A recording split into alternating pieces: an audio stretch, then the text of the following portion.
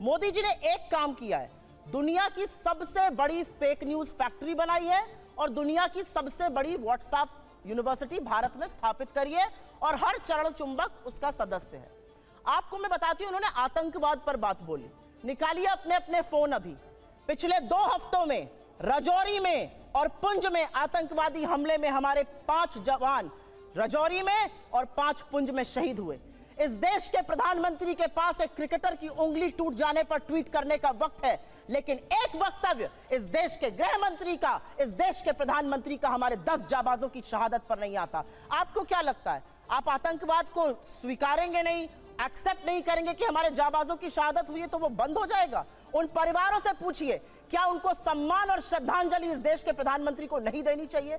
आप मौन क्यों हैं? 10 जाबाजों की शहादत हुई है पिछले 2 हफ्तों में, 20 जाबाजों की शहादत हुई चीन में, वहां पे गलबैया कर रहे हैं, झूला झूल रहे हैं चीन के साथ, साबरमती में बैठ के शहनाई सुन रहे हैं। ये बात करेंगे चीन पर? 18 बार प्रधानमंत्री चीन में गए, भगवान जाने क्या चीन से रिश्ता है, तो चीन का नाम लेने में कतराते हैं। क्यों डरते हैं हमारे प्रधानमंत्री चीन का नाम लेने में? यह सवाल मैं पूछती हूं, यह सवाल देश पूछता है। 20 जाबाजों की शहादत हुई है। इन्होंने कुछ बातें बोली और उन बातों को बोलने से पहले मैं एक महिला हूं, आधी आबादी की बात कर लेते हैं। यहां से मुश्किल से 10 या 15 किलोमीटर दूर पर इस देश की सबसे डेकोरेटेड, सबसे सम्मानित वो लड़कियां जिन्होंने बड़े बड़ों को पटखनी देके हम सबके सीने गर्व से चौड़े किए हैं, 1 महीने से बैठी हैं और यौन शोषण का आरोप आपके सांसद पर लगा रही हैं। आपके मुंह से एक शब्द नहीं फूटता है, एक शब्द नहीं निकलता है मोदी जी के मुंह से, एक शब्द नहीं निकलता है अमित शाह के मुंह से।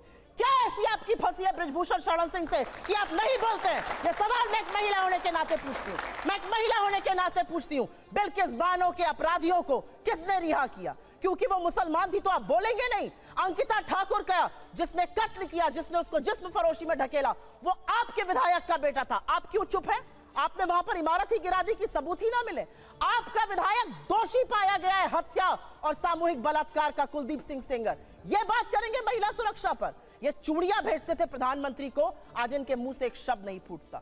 महिलाएं इस देश की पूछ रही हैं और आपको भी पूछना चाहिए, क्यों चुप है मोदी सरकार जब हमारी बेटियां जंतर मंतर पर 1 महीने से बैठी हैं?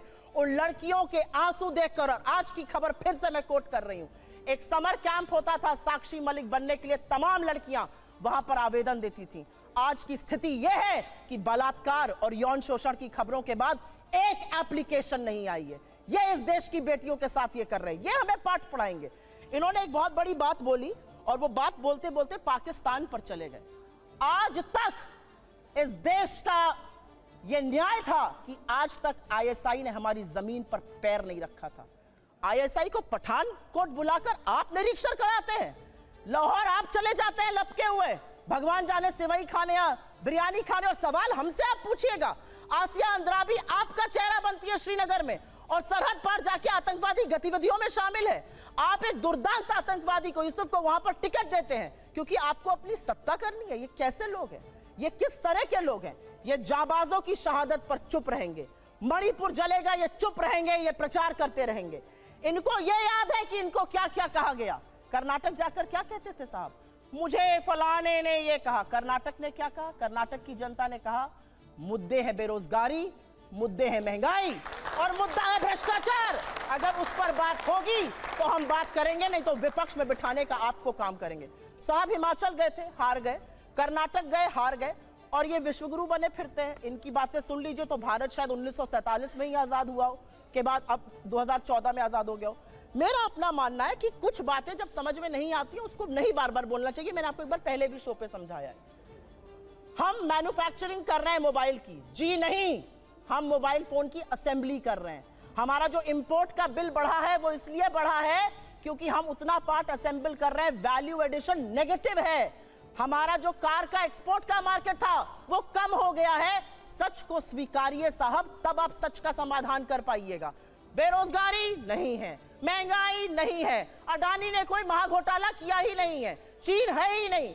जब आप आंखों पर पट्टी बांधकर शासन चलाइएगा तो देश का वो हाल होगा जो हो रहा है। मैं तो एक महिला होने के नाते एक ही सवाल पूछना चाहती हूं कि हाथरस की गुड़िया को आप 2:30 बजे जलवाएंगे, दोषी रेप में आपके विधायक पाए जाएंगे, आपके सांसद के ऊपर यौन शोषण का आरोप है, आपके विधायक का बेटा एक लड़की के कत्ल का मुलजिम पाया जाता है। आप अब महिलाओं की बात कब करिएगा? बेटी बचाओ बेटी पढ़ाओ का नारा देने वालों से यह सवाल मेरा है कि साक्षी मलिक और विनेश फोगट से आप कब मिलने जाइएगा, उसका जवाब दीजिए। जवाब दे दूं। पहली बात तो व्हाट्सएप यूनिवर्सिटी का कमाल देखिए साहब, असेंबली होती है, वैल्यू एडिशन निगेटिव हो जाता है। अरे भैया ऐसा कहीं होता है? अगर कहीं पर कोई आपको असेंबल करने को देता है तो अपना प्रोडक्ट देते तो आप उस पर सर्विस चार्ज लेकर ही बेचेंगे। $1 बिलियन का हम लोगों ने एप्पल के फोन एक्सपोर्ट किए हैं असेंबल करके ही। 25% आईफोन 14 भारत में बने हैं। इसे कहते हैं व्हाट्सएप यूनिवर्सिटी या राहुल गांधी यूनिवर्सिटी, आप जो भी समझ लीजिए। अब दूसरी बात मैं कहना चाहता हूं, दूसरी, अरे भाई आपने आप लोग हैं भाई। हमने आतंकवाद की इतनी घटनाएं उत्तर से दक्षिण तक बता दी। अब दक्षिण कश्मीर के 4 जिलों में रह गया है, वो दिखाई नहीं पड़ा, उसके लिए इनको आंकड़े चाहिए। पर मैं कह सकता हूं हमारी सरकार के किसी नेता ने आतंकवादियों के लिए आंसू नहीं बहाए। हम ये कह सकते हैं हमारे किसी नेता ने आतंकवादियों के लिए पलक पावड़े नहीं बिछाए। संसद भवन पे हमला हुआ, जिन जाबाजों ने अपनी जान दे दी, उन्होंने, उनके परिवारों ने मेडल लौटा दिए। चूंकि अफजल गुरु को 7 साल तक सर्वोच्च न्यायालय से निर्णय होने के बाद फांसी नहीं दी रही थी, परंतु सोनिया जी की आंख में आंसू नहीं आए। बटाला हाउस के एनकाउंटर के आरोपियों के लिए आंसू आए। हमने किसी जाकिर नायक को शांति का मसीहा कहने वाले, इशरत जहां को बेटी कहने वाले, अफजल को हालात का मारा कहने वाले, हाफिज को साहब कहने वाले, ओसामा को जी कहने वाले, बुरहान वानी को भटका नौजवान कहने वाले आतंकवाद पे भाषण दे रहे हैं। इसलिए अब महिला की बात करता हूं। बिल्किस बानो की बात ये कर रहे हैं, 14 साल वो लोग जेल में रख के आए, मुस्लिम थी इसलिए बोला। इसी पश्चिमी उत्तर प्रदेश में एक मुस्लिम महिला थी इमराना, जिसके साथ उसके ससुर ने बलात्कार किया और मौलवी ने फतवा दे दिया कि अब आज से वो अपने ससुर की पत्नी और पति की मां हो गई। और जलवाए जलाल से वो मौलवी साहब विद्यमान थे, चू नहीं बोला। ये इनका महिलाओं के प्रति सम्मान था। हमारे यहां किसी ने नैना साहनी को तंदूर में जलाया, छोड़िए वो सब आरोप प्रत्यारोप। मैं तो 100 बात की बात कहना चाहता हूं। वो कहां गए उन लोगों का सम्मान करते थे जिन्होंने कश्मीर वैली में लिखा, छोड़ के चले जाओ हिंदुओं से और अपनी बेटियों को छोड़ जाओ। वो गिरजा टिक्कू जिसके साथ सामूहिक बलात्कार के बाद आरे से काट दी गई और चू नहीं निकला किसी के मुंह से। वहां एक किसी महिला एक के साथ नहीं, पूरी कम्युनिटी के साथ हुआ और सब मौन साधारण किए रहे, क्योंकि वो सेकुलरिज्म का सुंदर संगीत था, उससे इनको वोट मिलने थे। कहते हैं आईएसआई भारत की धरती पे नहीं था। मैडम आपकी सरकार के समय में रिपोर्टें हैं आईएसआई के कितने मॉड्यूल्स काम कर रहे थे, और जो आप बता रही हैं वो कहानी तो बहुत पुरानी हो गई। उसके बाद तो जो ठुकाई हुई कहां, उरी में, जो कुछ हुआ बालाकोट में, उसके बाद Imran Khan as prime minister of Pakistan बोले पाकिस्तान की नेशनल असेंबली में, जो हिंदुस्तान ने किया है बालाकोट में उससे ज्यादा कुछ खौफनाक ये लोग करना चाह रहे हैं। आप ये सोचिए, आप शांति के कबूतर उड़ाते थे और हमने बाज उड़ाए हैं गुरु गोविंद सिंह जी की तरह।